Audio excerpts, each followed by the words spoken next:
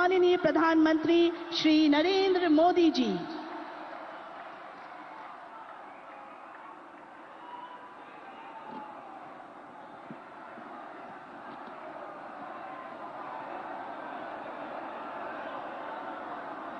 भारत माता की अंगराज दानवीर कर्ण की धरती महर्षि मैही के तपस्थली भगवान वासुपूज्य के पंच कल्याणक भूमि विश्व प्रसिद्ध विक्रमशिला महाविहार बाबा बूढ़ानाथ के पवित्र भूमि पे सब भाई बहन सैनिक के प्रणाम करे छिए।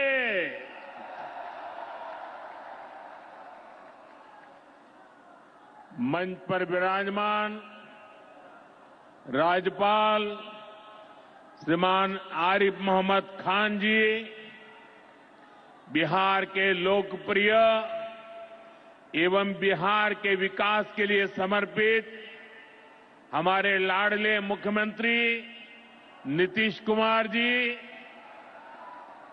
केंद्रीय मंत्रिमंडल में मेरे सहयोगी शिवराज सिंह चौहान जी,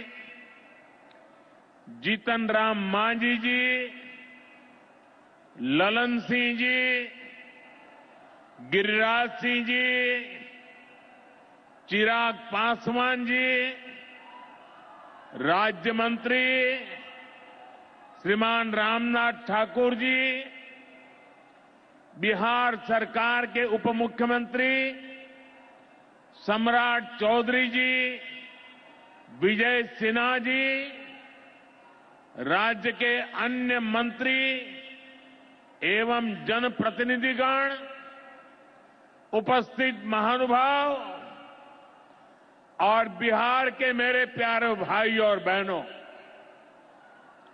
आज हमारे साथ देश के कोने कोने में कई मुख्यमंत्री, कई मंत्री और करोड़ों करोड़ों किसान भी आज इस कार्यक्रम में हमारे साथ जुड़े हुए हैं। मैं उन सबको भी आदरपूर्वक नमन करता हूं। साथियों, महाकुंभ के समय में मंदरांचल की इस धरती पर आना अपने आप में बड़ा सौभाग्य है। इस धरती में आस्था भी है, विरासत भी है और विकसित भारत का सामर्थ्य भी है। ये शहीद तिलका मांझी की धरती है, ये सिल्क सिटी भी है। बाबा अजगैबीनाथ की इस पावन धरा में इस समय महाशिवरात्रि की भी खूब तैयारियां चल रही हैं। ऐसे पवित्र समय में मुझे पीएम किसान निधि की एक और किस्त देश के करोड़ों किसानों को भेजने का सौभाग्य मिला है। करीब 22,000 करोड़ रुपए एक क्लिक पर देश भर के किसानों के खाते में पहुंचे हैं। और जैसे ही अभी मैंने क्लिक दबाई, मैं देख रहा था यहां पर भी जो राज्यों के दृश्य दिख रहे थे, यहां भी कुछ लोगों की तरफ मेरी नजर गई। वो फटाफट अपने मोबाइल देख रहे थे कि पैसा आया कि नहीं आया, और तुरंत उनकी आंखों में चमक दिखाई देती थी।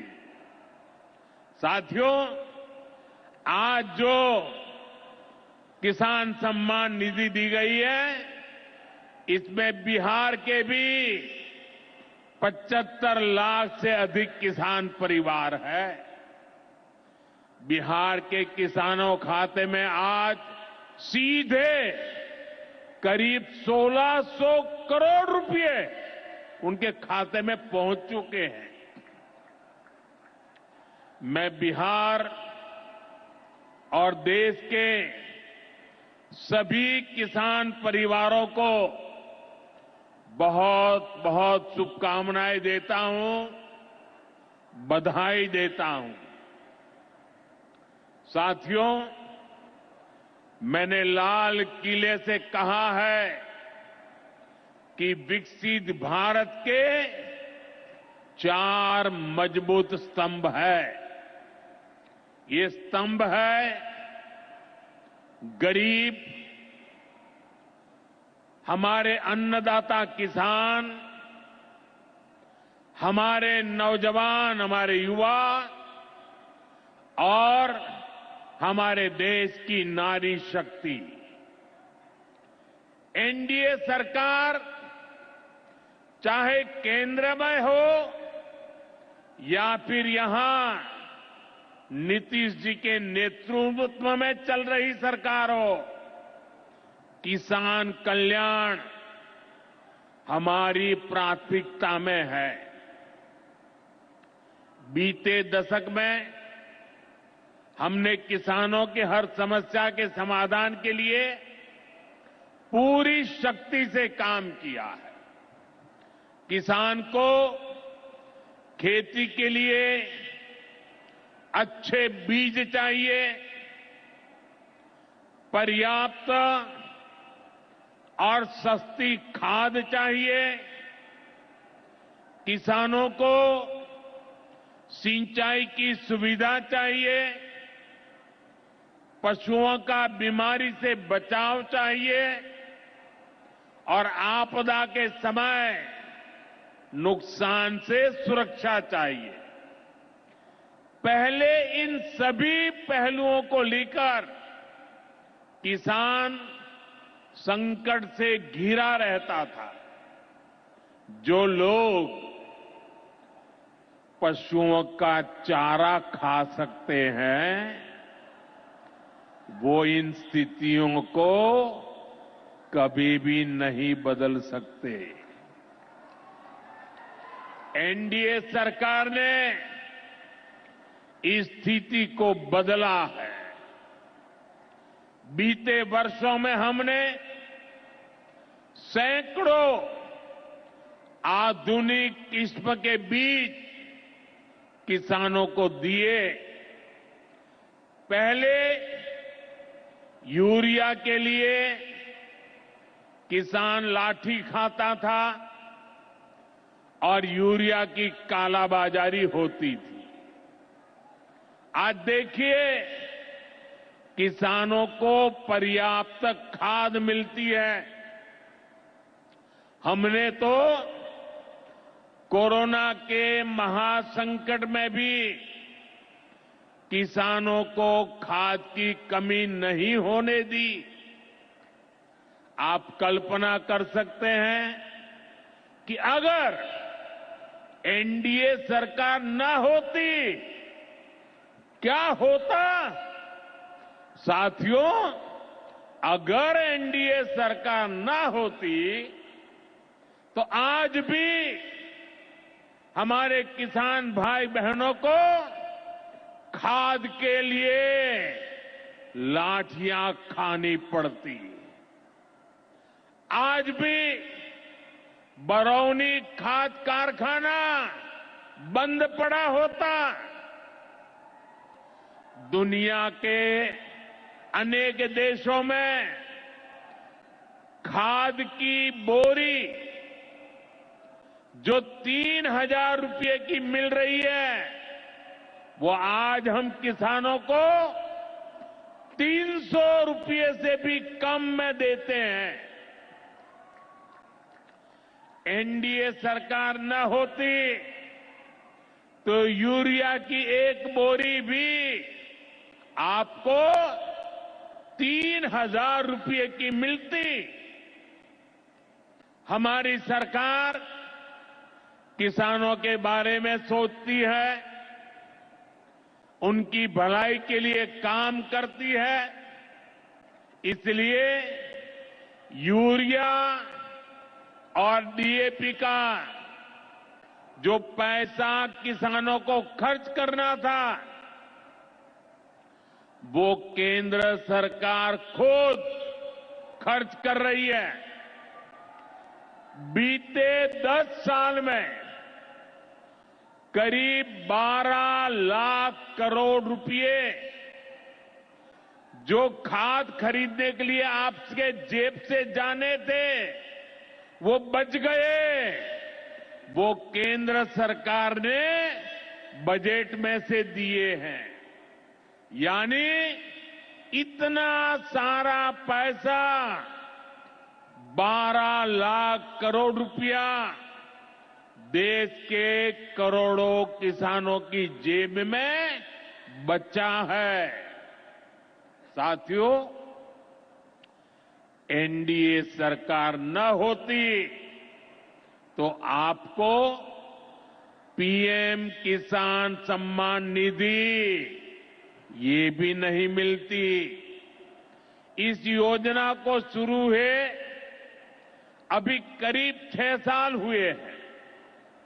अभी तक लगभग 3,70,000 करोड़ रुपए सीधे किसानों के खाते में पहुंच चुके हैं।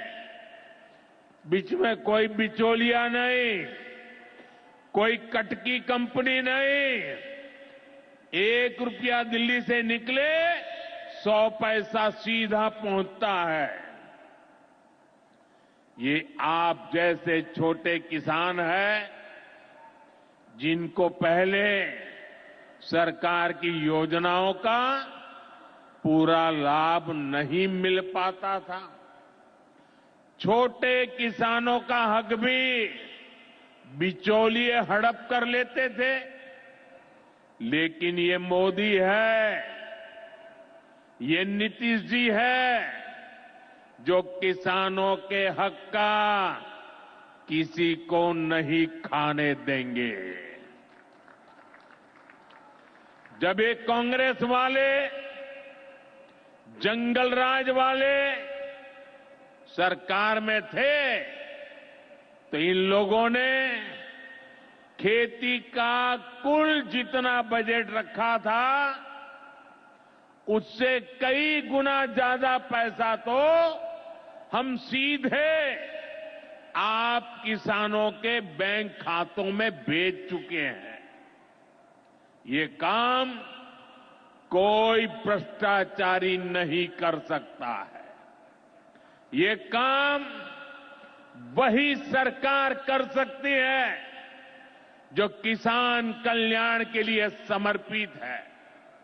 साथियों, कांग्रेस हो, जंगल राज वाले हो, इनके लिए आप किसानों की तकलीफ भी कोई मायने नहीं रखती। पहले जब बाढ़ आती थी, सूखा पड़ता था, ओला पड़ता था, तो ये लोग किसानों को अपने हाल पर छोड़ देते थे। 2014 में जब आपने एनडीए को आशीर्वाद दिया, तो मैंने कहा ऐसे नहीं चलेगा।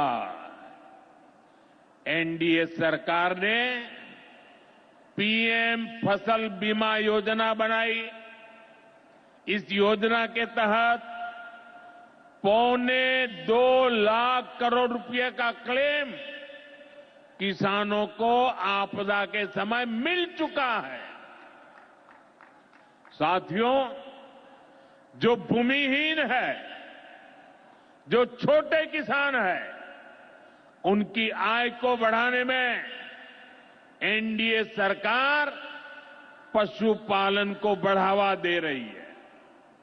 पशुपालन गांव में हमारी बहनों को लखपति दीदी बनाने में भी बहुत काम आ रहा है। देश में अभी तक करीब 1.25 करोड़ लखपति दीदी बन चुकी है। इनमें बिहार की भी हजारों जीविका दीदियां शामिल है।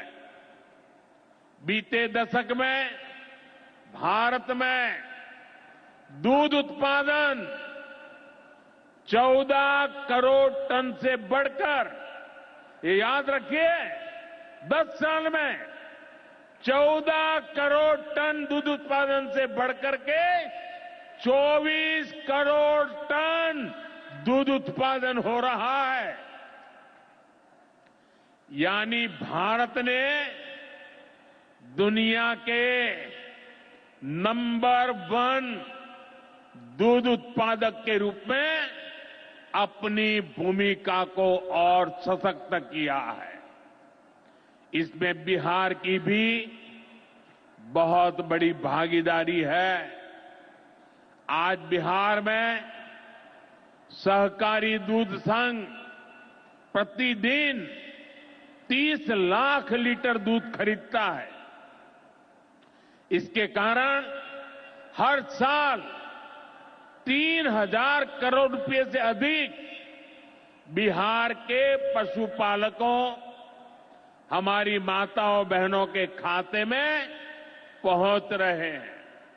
साथियों, मुझे खुशी है कि डेयरी सेक्टर को बढ़ावा देने के हमारे प्रयासों को राजीव रंजन जी, हमारे ललन सिंह जी बहुत ही कुशलता के साथ आगे बढ़ा रहे हैं। इनके प्रयासों से यहां बिहार में 2 परियोजनाएं तेजी से पूरी हो रही है। मोतीहारी का सेंटर ऑफ एक्सीलेंस बेहतरीन देसी नस्ल की गायों के विकास में मदद करेगा। दूसरा बरौनी का मिल्क प्लांट है। इस क्षेत्र के 3 लाख किसानों को फायदा होगा, नौजवानों को रोजगार मिलेगा। साथियों, हमारे जो नाविक साथी हैं, जो मछुआरे साथी हैं, इनको पहले की सरकारों ने कोई फायदा नहीं दिया। हमने पहली बार मछली पालकों को किसान क्रेडिट कार्ड की सुविधा दी है। ऐसे ही प्रयासों से आज मछली उत्पादन में बिहार शानदार प्रदर्शन कर रहा है। और अभी जैसे मुख्यमंत्री जी ने बताया, पहले मछली हम बाहर से लाते थे और आज मछली में बिहार आत्मनिर्भर बन गया है। और मुझे याद है 2014 के पहले 2013 में जब मैं चुनाव अभियान के लिए आया था, तब मैंने कहा था कि मुझे आश्चर्य हो रहा है कि बिहार में इतना पानी है, मछली हम बाहर से क्यों लाते हैं। आज मुझे संतोष है कि बिहार के लोगों की मछली की जरूरत बिहार में ही पूरी हो रही है। 10 साल पहले बिहार मछली उत्पादन में देश के 10 राज्यों में से एक था।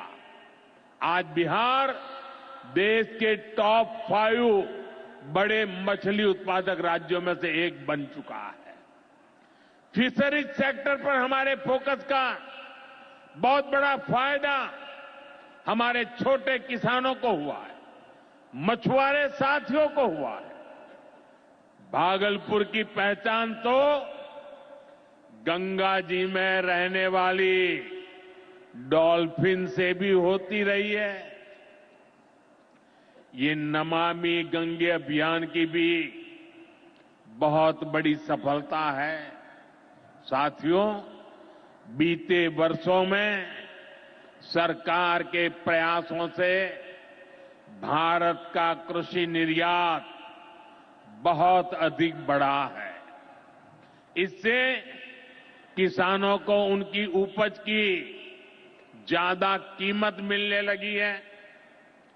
कई कृषि उत्पाद ऐसे हैं जिनका पहली बार निर्यात शुरू हुआ है, एक्सपोर्ट हो रहा है। अब बारी बिहार के मखाना की है। मखाना आज देश के शहरों में सुबह के नाश्ते का प्रमुख अंग हो चुका है। मैं भी 365 दिन में से 300 दिन तो ऐसे होंगे कि मैं मखाना जरूर खाता हूं। ये एक सुपर फूड है जिसे अब दुनिया के बाजारों तक पहुंचाना है। इसलिए इस वर्ष के बजट में मखाना किसानों के लिए मखाना बोर्ड बनाने का ऐलान किया गया है। ये मखाना बोर्ड मखाना उत्पादन, प्रोसेसिंग, वैल्यू एडिशन और मार्केटिंग ऐसे हर पहलू में बिहार के मेरे किसानों की मदद करेगा। साथियों, बजट में बिहार के किसानों और नौजवानों के लिए एक और बड़ी घोषणा भी की गई है। पूर्वी भारत में फूड प्रोसेसिंग इंडस्ट्री को बढ़ावा देने के लिए बिहार एक बड़े केंद्र के रूप में उभरने वाला है। बिहार में national institute of food technology and entrepreneurship की स्थापना की जाएगी। यहां बिहार में कृषि के क्षेत्र में 3 नए सेंटर ऑफ एक्सेलेंस की भी स्थापित किए जाएंगे। इनमें से एक हमारे भागलपुर में ही स्थापित होगा। यह सेंटर आम की जर्दालू किस्म पर फोकस करेगा। 2 और केंद्र मुंगेर और बक्सर में बनाए जाएंगे, जो टमाटर, प्याज और आलू किसानों को मदद देंगे। यानी किसान हित के निर्णय लेने में हम कोई कसर बाकी नहीं छोड़ रहे।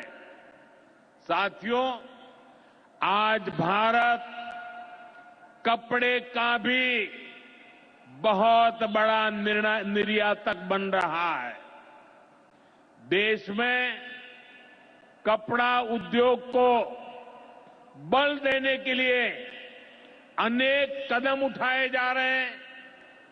भागलपुर में तो कहा जाता है कि यहां पेड़ भी सोना उगलते हैं। भागलपुरी सिल्क, टसर सिल्क पूरे हिंदुस्तान में मशहूर है। दुनिया के दूसरे देशों में भी टसर सिल्क की डिमांड लगातार बढ़ रही है। केंद्र सरकार रेशम उद्योग को बढ़ावा देने के लिए फैब्रिक और yarn dyeing unit, fabric printing unit, fabric processing unit ऐसे इंफ्रास्ट्रक्चर निर्माण पर बहुत जोर दे रही है। इससे भागलपुर के बुनकर साथियों को आधुनिक सुविधाएं मिलेगी और उनके उत्पाद दुनिया के कोने कोने में पहुंच पाएंगे। साथियों, बिहार की एक और बहुत बड़ी समस्या का समाधान एनडीए सरकार कर रही है। नदियों पर पर्याप्त पुल न होने के कारण बिहार को अनेक समस्याएं होती है। आपको आने जाने में दिक्कत ना हो, इसके लिए हम तेजी से काम कर रहे हैं। अनेकों पुल बनवा रहे हैं। यहां गंगा जी पर 4 लेन के पुल के निर्माण का भी तेजी से काम चल रहा है। इस पर 1100 करोड़ रुपए से ज्यादा खर्च किए जा रहे हैं। साथियों, बिहार में बाढ़ से भी बहुत नुकसान होता है। इसके लिए भी हमारी सरकार ने हजारों करोड़ रुपए के प्रोजेक्ट स्वीकृत किए हैं। इस वर्ष के बजट में तो पश्चिमी कोसी नहर ईआरएम परियोजना के लिए मदद देने की घोषणा की गई है। इस परियोजना से मिथिलांचल क्षेत्र में 50,000 हेक्टेयर भूमि सिंचाई के दायरे में आएगी। इससे लाखों किसान परिवारों को लाभ होगा। साथियों, एनडीए सरकार किसानों की आय बढ़ाने के लिए अलग अलग स्तर पर काम कर रही है। भारत में उत्पादन बढ़े, दलहन और तिलहन में हम आत्मनिर्भर हो, यहां ज्यादा से ज्यादा फूड प्रोसेसिंग उद्योग लगे और हमारे किसानों के उत्पाद दुनिया भर तक पहुंचे। इसके लिए सरकार एक के बाद एक नए कदम उठा रही है। मेरा तो सपना है कि दुनिया की हर रसोई में भारत के किसान का उगाया कोई न कोई उत्पाद होना ही चाहिए। इस वर्ष के बजट ने भी इसी विजन को आगे बढ़ाया है। बजट में एक बहुत ही बड़ी पीएम धन धान्य योजना की घोषणा की गई है। इसके तहत देश के 100 ऐसे जिलों की पहचान की जाएगी जहां सबसे कम फसल उत्पादन होती है। फिर ऐसे जिलों में खेती को बढ़ावा देने के लिए विशेष अभियान चलाया जाएगा। दलहन में आत्मनिर्भरता के लिए मिशन मोड पर काम किया जाएगा। किसान ज्यादा से ज्यादा दालें उगाए, इसके लिए किसानों को प्रोत्साहन मिलेगा। दालों की एमएसपी पर खरीद को और अधिक बढ़ाया जाएगा। साथियों, आज का दिन एक और वजह से बहुत खास है। हमारी सरकार ने देश में 10,000 एफपीओ किसान उत्पादक संघ बनाने का बड़ा लक्ष्य रखा था। आज मुझे ये बताते हुए खुशी है कि देश ने इस लक्ष्य को प्राप्त कर लिया है। आज बिहार की भूमि 10,000वें एफपीओ के निर्माण की साक्षी बन रही है। मक्का, केला और धान पर काम करने वाला ये एफपीओ खगड़िया जिला में रजिस्टर हुआ है। एफपीओ सिर्फ एक संगठन नहीं होता, एक किसानों की आय बढ़ाने वाली अभूतपूर्व शक्ति है। एफपीओ की ये शक्ति छोटे छोटे किसानों को बाजार के बड़े लाभ सीधे उपलब्ध कराती है। एफपीओ के जरिए आज तमाम ऐसे अवसर हमारे किसान भाइयों बहनों को सीधे मिल रहे हैं जो पहले उपलब्ध नहीं थे। आज देश के करीब 30 लाख किसान एफपीओ से जुड़े हैं और बड़ी बात यह कि इसमें करीब 40% हमारी बहनें हैं। ये एफपीओ आज कृषि क्षेत्र में हजारों करोड़ रुपए का कारोबार करने लगे हैं। मैं सभी 10,000 एफपीओ के सदस्यों को भी बहुत बहुत बधाई देता हूं। साथियों, एनडीए सरकार बिहार के औद्योगिक विकास पर भी उतना ही बल दे रही है। बिहार सरकार भागलपुर में जो बहुत बड़ा बिजली कारखाना लगा रही है, उसको कोयले की भरपूर आपूर्ति की जाएगी। इसके लिए केंद्र सरकार ने कोल लिंकेज को स्वीकृति दे दी है। मुझे पूरा भरोसा है यहां पैदा होने वाली बिजली बिहार के विकास को नई ऊर्जा देगी। इससे बिहार के नौजवानों को रोजगार के नए अवसर मिलेंगे। साथियों, पूर्वोदय से ही विकसित भारत का उदय होगा और हमारा बिहार पूर्वी भारत का सबसे अहम स्तंभ है। बिहार भारत की सांस्कृतिक विरासत का प्रतीक है। कांग्रेस आरजेडी के लंबे कुशासन ने बिहार को बर्बाद किया, बिहार को बदनाम किया। लेकिन अब विकसित भारत में बिहार का वही स्थान होगा जो प्राचीन समृद्ध भारत में पाटलिपुत्र का था। इसके लिए हम सभी मिलकर निरंतर प्रयास कर रहे हैं। बिहार में आधुनिक कनेक्टिविटी के लिए, सड़कों के नेटवर्क के लिए, जन कल्याण की योजनाओं के लिए एनडीए सरकार प्रतिबद्ध होकर काम कर रही है।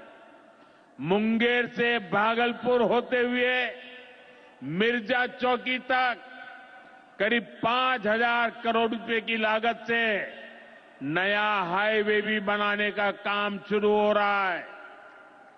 भागलपुर से औंसडीहा तक 4 लेन सड़क को चौड़ा करने का काम भी शुरू होने जा रहा है। भारत सरकार ने विक्रमशिला से कटारिया तक नई रेल लाइन और रेल पुल को भी स्वीकृति दे दी है। साथियों, हमारा ये भागलपुर सांस्कृतिक और ऐतिहासिक रूप से बहुत महत्वपूर्ण रहा है। विक्रमशिला विश्वविद्यालय के कालखंड में ये वैश्विक ज्ञान का केंद्र हुआ करता था।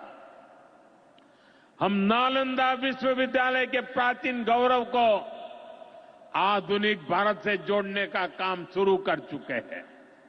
नालंदा विश्वविद्यालय के बाद अब विक्रमशिला में भी सेंट्रल यूनिवर्सिटी बनाई जा रही है। जल्द ही केंद्र सरकार इस पर काम शुरू करने वाली है। मैं नीतीश जी, विजय जी, सम्राट जी सहित बिहार सरकार की पूरी टीम को बधाई देता हूं। आप इस प्रोजेक्ट से जुड़ी जरूरतों को पूरा करने में तेजी से जुटे हैं। साथियों, एनडीए सरकार भारत की गौरवशाली विरासत के संरक्षण और वैभवशाली भविष्य के निर्माण के लिए एक साथ काम कर रही है। लेकिन ये जो जंगल राज वाले हैं, इनको हमारी धरोहर से, हमारी आस्था से नफरत है। इस समय प्रयागराज में एकता का महाकुंभ चल रहा है। ये भारत की आस्था का, भारत की एकता और समरसता का सबसे बड़ा महोत्सव है। पूरे यूरोप की जितनी जनसंख्या है, उससे भी ज्यादा लोग अब तक एकता के इस महाकुंभ में डुबकी लगा चुके हैं, स्नान कर चुके हैं। बिहार से भी गांव-गांव से श्रद्धालु एकता के इस महाकुंभ होकर आ रहे हैं। लेकिन ये जंगल राज वाले महाकुंभ को ही गाली दे रहे हैं। महाकुंभ को लेकर भद्दी भद्दी बातें कर रहे हैं। राम मंदिर से चिढ़ने वाले लोग महाकुंभ को भी कोसने का कोई मौका नहीं छोड़ रहे हैं। मैं जानता हूं, महाकुंभ को गाली देने वाले ऐसे लोगों को बिहार कभी भी माफ नहीं करेगा। साथियों, बिहार को समृद्धि के नए पथ पर ले जाने के लिए हम दिन रात ऐसे ही मेहनत करते रहेंगे। एक बार फिर देश के किसानों को और बिहार वासियों को बहुत बहुत बधाई। मेरे साथ बोले, भारत माता की, भारत माता की। बहुत बहुत धन्यवाद। हमारी यशस्वी